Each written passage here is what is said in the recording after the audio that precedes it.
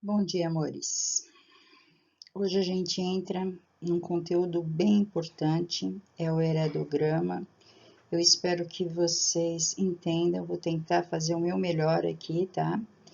E peço para que vocês prestem bastante atenção, mas não se preocupem que eu vou voltar nesse conteúdo várias vezes, tá? Porque eu quero que todos entendam, tá? Então vamos começar. Construir um heredograma, gente, consiste em representar, usando símbolos, as relações de parentesco entre os indivíduos de uma família. Cada indivíduo é representado por um símbolo, que indica as suas características particulares e sua relação de parentesco com os demais.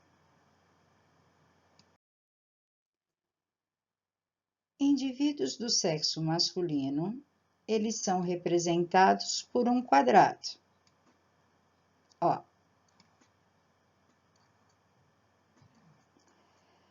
E os do sexo feminino, por um círculo. O casamento, tá? No sentido biológico de procriação, é indicado por um traço. E esse traço é horizontal, que une os dois membros do casal, ou seja, o masculino e o feminino. Os filhos, tá? Desse casamento são representados por traços verticais, tá? Unidos ao traço horizontal do casal. Esses são os principais símbolos, tá? Então, eu tenho o indivíduo do sexo masculino é um quadrado, o indivíduo do sexo feminino é um círculo, o sexo indiferente ou indefinido, tá?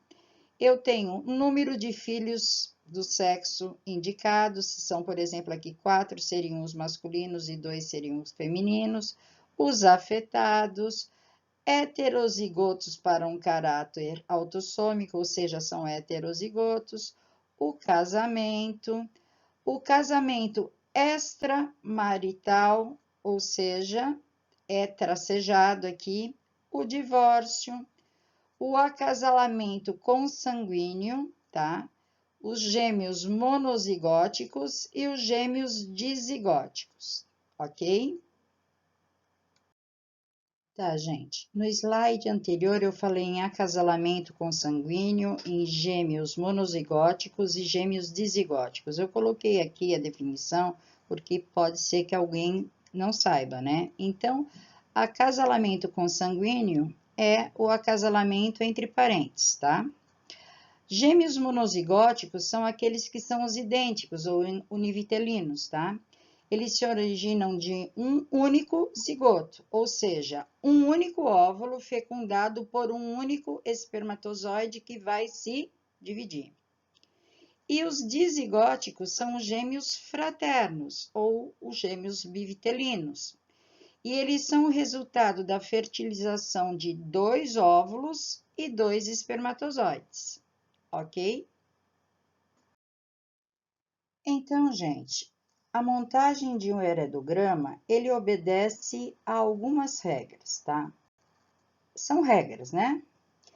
Em cada casal, o homem, ele deve ser colocado sempre à esquerda e a mulher à direita, sempre que for possível, né? Então, se coloca o homem à esquerda e a mulher à direita. Os filhos, eles devem ser colocados em ordem de nascimento, da esquerda para a direita, tá?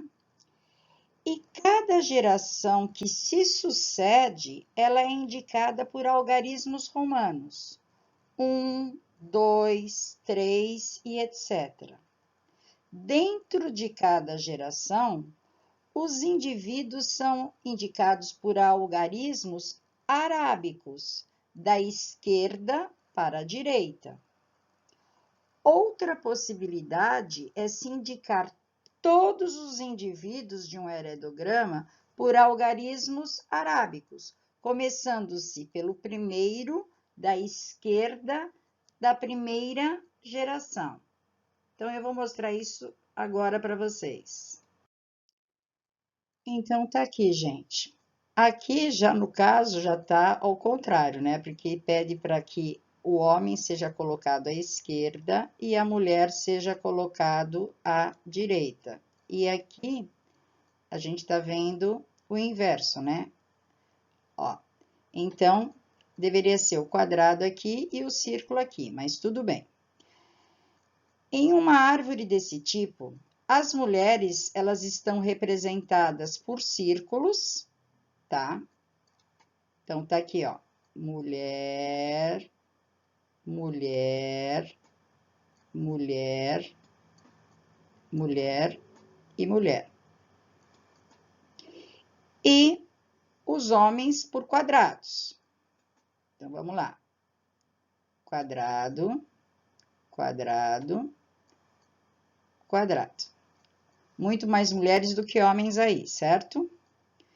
Os casamentos, eles são indicados por linhas horizontais. Isso aqui é um casamento. Esse aqui é outro casamento. E esses dois aqui são casamentos, né? E simplesmente esses daqui, ó, são os filhos deste casamento, tá? Este aqui são os filhos deste casamento aqui, tá? Então, vamos lá. Em uma árvore desse tipo, as mulheres são representadas por círculos e os homens por quadrados. Os casamentos são indicados por linhas horizontais, ligando um círculo a um quadrado.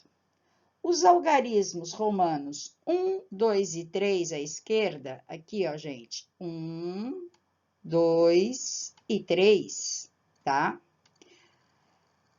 Da genealogia, representam as gerações. Estão representadas 3 gerações, então, aí. Na primeira, há uma mulher e um homem. Então, olha bem, na primeira eu tenho uma mulher e um homem, tá? Ok. Na segunda, eu tenho 4 pessoas. 1, 2, 3, 4. Aqui, ó. Sendo que essas 4 pessoas, 3 são mulheres, tá? E 1 é apenas o homem, né? E os indivíduos presos a uma linha horizontal, que seria isso aqui, ó. Deixa eu pegar uma outra cor. Ó. Eles estão presos a essa linha aqui, tá? Esses daqui, ok? Esses indivíduos, tá? Eles fazem parte de uma irmandade, ou seja, são irmãos. Então, esses daqui são irmãos e esses daqui também são irmãos. Na segunda geração, observa-se o casamento de uma mulher, tá? Tá aqui, ó. Deixa eu pegar uma outra cor. Uma mulher com, obviamente, um homem. Só que esse homem aqui, que eu tô mostrando aqui para vocês, ele faz parte dessa irmandade aqui, ó. Tá? E assim por diante. Eu acho que ficou claro para vocês, certo? Nós podemos resumir as etapas da interpretação dos heredogramas da seguinte maneira. Primeiro, eu determino a característica referente ou não a uma herança ligada aos cromossomos sexuais X e Y. Lembra nas aulas anteriores que eu disse para vocês que nós temos 23 pares de cromossomos, sendo que do par 1 até o 22 são autossômicos e o 23º par, ele simplesmente ele é correspondente aos cromossomos sexuais XY. Então, Isso é que eu preciso determinar em primeiro lugar. Se é uma herança ligada aos cromossomos sexuais ou aos cromossomos autossômicos. 2. Identificar se a característica é determinada por um gene recessivo ou um dominante. 3. Localizar todos os indivíduos que são homozigotos recessivos. Homozigoto recessivo, lembrando, é o que tem a letra minúscula, tá? Por exemplo, azinho, azinho, tá? Analisar outros casais, lembrando sempre de que um gene é proveniente do pai e o outro é proveniente da mãe. E como é que eu vou determinar se a característica se refere ou não a uma herança dos cromossomos sexuais? Qual é o primeiro passo? Eu tenho que descobrir se a doença está ou não ligada ao cromossomo sexual, que normalmente é o X, tá? Para saber se existe essa relação, devemos observar os homens afetados. Então, esse aqui é um homem afetado. Só um minutinho, gente. Deixa eu só colocar a cor aqui para vocês. Esse aqui é um homem afetado. Esse aqui é outro homem afetado. E esse aqui é um outro homem afetado. E eu tenho mais um aqui, tá? Então, olha bem, para saber se existe relação, devemos observar os homens afetados, pois se a doença estiver ligada ao cromossomo X, os homens, eles transmitirão a doença apenas para as suas filhas. Então, eu observando isso aqui, ó, gente, eu tenho um homem afetado, obviamente, e a esposa dele. Se for um cromossomo X, esse homem, tá? Ele deveria estar passando essa característica para uma filha e não para um filho, como é o caso aqui, ó. Ele está passando para o filho, ok? Então, voltando, para saber se existe essa relação, devemos observar os homens afetados, pois se a doença estiver ligada aos cromossomos X, os homens transmitirão a doença apenas para suas filhas e só serão afetados se suas mães possuírem o gene. Nesse mesmo caso aqui, a mãe, ó, tá aqui, ó, e ela não é afetada. Quem é afetado é o pai. Portanto, o que eu concluo disso, tá? Diante disso, podemos perceber que o nosso exemplo está ligado aos cromossomos autossômicos, tá? Não aos cromossomos sexuais. Por quê? Pois o indivíduo 2 da gestação 3, que está aqui, ó, o indivíduo 2 da gestação 3, tá aqui, tá? Ele simplesmente é um homem afetado e filho de um homem também afetado. Entendido isso? Então, após descobrir que se trata de uma doença ligada ao cromossomo autossômico, tá? E não ao cromossomo sexual, devemos observar todos os indivíduos e tentar compreender se a característica analisada é uma característica dominante ou recessiva. Para chegarmos a essa conclusão, devemos observar os fenótipos de pais e filhos.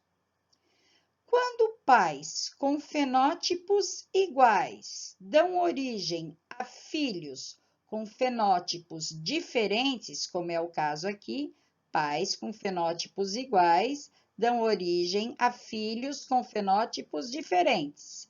Podemos concluir que os pais são heterozigotos para determinada característica e o filho afetado, ele é recessivo. Então, voltando aqui, gente, só um minutinho para vocês entenderem melhor. Ó, repetindo, vou repetir para vocês. Quando pais com fenótipos diferentes, fenótipos iguais, dão origem a filhos com fenótipos diferentes, tá? Podemos concluir que os pais são heterozigotos para determinada característica e o filho afetado, ele é recessivo. Isso é óbvio, gente. Por quê? Se esse filho aqui, ele é afetado, ele recebeu um gene recessivo da mãe e um gene recessivo do pai. Essa filha aqui, ó, também é afetada. Ela recebeu um gene recessivo da mãe e um gene recessivo do pai. Ou seja, ambos aqui, pai e mãe, eles são dominantes. Por que eles são dominantes? Eles não são afetados. Porém, ambos possuem genes recessivos. Ou seja, vamos dar um exemplo, tá? Esse aqui ser azão, azinho, e esse também ser azão, azinho, para existir a possibilidade dos filhos serem azinho, azinho, ok? Então, no caso analisado, temos uma característica determinada por um gene recessivo, pois ela não se manifestou no casal e apareceu apenas nos filhos, nos quais o gene apresenta-se em homozigose. O que seria a palavra homozigose aqui, gente? Ou seja, esses dois aqui, ó, eles são homozigotos. Por exemplo, azinho, azinho, tá? O homem e azinho, azinho, a mulher. Conclui-se, portanto, que na geração 3, ó, geração 3, tá? Tá aqui, ó. Geração 3, os indivíduos 4 e 5, que estão aqui, tá? São homozigotos recessivos. Por que eles são homozigotos recessivos? Porque se manifestou neles, tá certo? Conclui-se, portanto, que a geração 3, tá? Os indivíduos 4 e 5 são homozigotos recessivos, e na geração 2, tá? Onde estão os pais, tá? Os indivíduos 5 e 6, eles são nada mais, nada menos, esses 5 e 6 aqui, eles são heterozigotos, ou seja, eles têm um gene dominante e um gene recessivo para poder ter filhos, tá?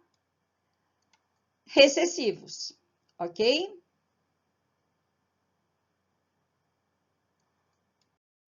Eu juro que eu queria ter uma lousa para estar mostrando isso para vocês, mas não se preocupem, porque quando eu chegar no colégio, com certeza eu vou fazer isso. Após esse momento, é importante analisar os casais e descobrir outros genótipos. Analisando-se o casal 1 e 2 da segunda geração, então, se eu analisar isso aqui, ó, deixa eu pegar uma outra cor. Se eu analisar isso aqui, o casal 1 e 2 da segunda geração, é possível observar que um homem, tá, com a característica em questão, teve um filho também afetado. Tá aqui. Esse homem, ele também tem o filho afetado. Ok. Para que o filho seja afetado, ele necessita ter um gene recessivo. Então, olha lá, azinho, azinho, tá? Proveniente do pai e o outro da mãe. Se ele tem um gene azinho, azinho, proveniente do pai, tá? E da mãe, significa que a mãe aqui, ó, também tem esse gene recessivo. Ou seja, ela também tem o azinho, só que ela é ela não é afetada. Então, ela tem o A dominante, tá? Meu Deus, que horrível. E o Azinho recessivo. Para ela poder ter um filho, Azinho, Azinho. Eu juro que eu queria ter escrito um A aqui, tá, gente? Mas não deu, tá? Ok. Assim sendo, a mãe obrigatoriamente deverá ser heterozigota, azão, azinho, pois não apresenta a característica, tá? Mas enviou um gene recessivo ao filho. Da mesma forma, podemos concluir que o filho 1 desse casal, que está aqui embaixo, ó o filho 1 desse casal, tá? Ele não foi afetado. Então, ele com certeza tem um A maiúsculo, tá? Que ele herdou de quem? Da mãe. E ele tem o A minúsculo, que ele herdou do pai, ok? Ou seja, ele é heterozigoto, tá?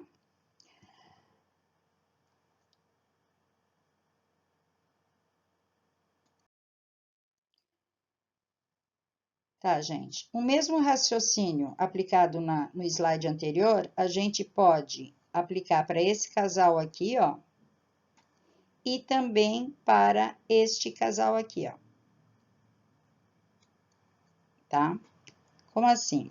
Olha bem. Nesse casal aqui, que é da geração 1, tá? O que que tá acontecendo?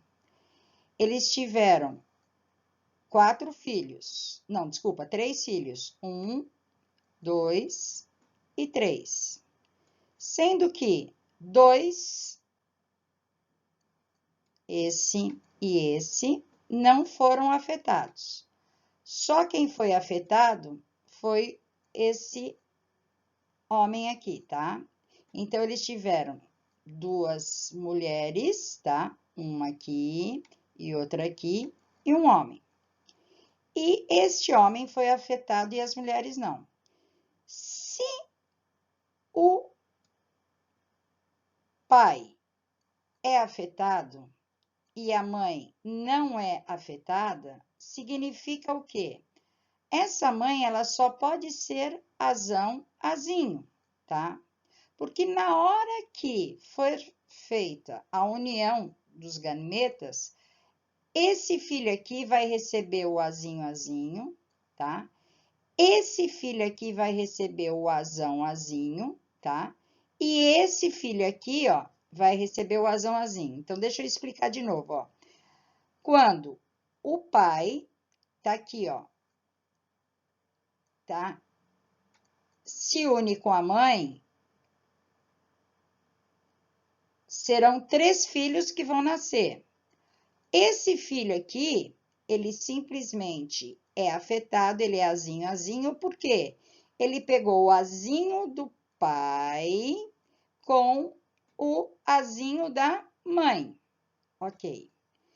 E as 2 filhas que estão aqui, que não são afetadas, nem essa e nem essa, tá? Elas herdaram o quê? O azão da mãe com o azinho do pai. Então, elas não são afetadas, tá? E elas são dominantes. Tudo bem. Quando esta filha aqui, ela se casa, tá? Ela vai se casar com esse rapaz aqui, ó. Eu pergunto para vocês, desse casamento, ela tem uma filha. Essa filha aqui, tá? Simplesmente, ela pode ter, aliás, ela tem, ela é dominante. Por que ela é dominante? Porque ela não tem o problema, né? A transformação, sei lá eu, tá? A anomalia. Ela não tem, ok? Porém, ela, com certeza, a gente sabe que ela tem um gene dominante, que é o azão. Agora, o outro gene, tá? Simplesmente a gente não sabe se é azão, tá? ou se é azão, azinho. Por quê?